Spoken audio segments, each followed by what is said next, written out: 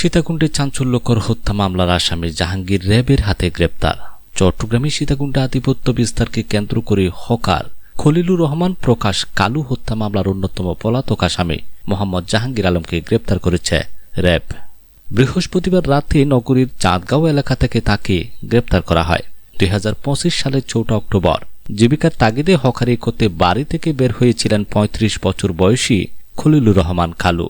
কিন্তু দিন শেষে আর বাড়ি ফেরা হয়নি তার। নিখোঁজের পর সীতাকুণ্ডের আলীনগর এলাকায় তার ক্ষতবিক্ষত মরদেহ পাওয়া যায়। আধিপত্য বিস্তারকে কেন্দ্র করে ইয়াসিন বাহিনীর 30 থেকে 40 জন মিলে কালুকে লাঠিসোঁটা দিয়ে পিটিয়ে ও ধারালো অস্ত্র দিয়ে কুপিয়ে নৃশংসভাবে হত্যা করে বলে অভিযোগ ওঠে। এ ঘটনায় সীতাকুণ্ড থানায় 10 জনকে এজাহার নামীয় আসামি করে হত্যা মামলা দায়ের করেন নিহতের বাবা। ঘটনার পর থেকেই আসামিরা ছিল পলাতক। বিষয়টিকে গুরুত্ব দিয়ে ছায়া তদন্ত শুরু করে র্যাব। এরই ধারাবাহিকতায় 19 ফেব্রুয়ারি দিবাগত রাতে গোপন সংবাদের ভিত্তিতে চট্টগ্রাম নগরীর চাঁদগাঁও থানার খরমপাড়া এলাকায় অভিযান চালায় র্যাব। সেখান থেকে গ্রেপ্তার করা হয় মামলার 6 নম্বর আসামি 48 বছর বয়সী জাহাঙ্গীর আলমকে।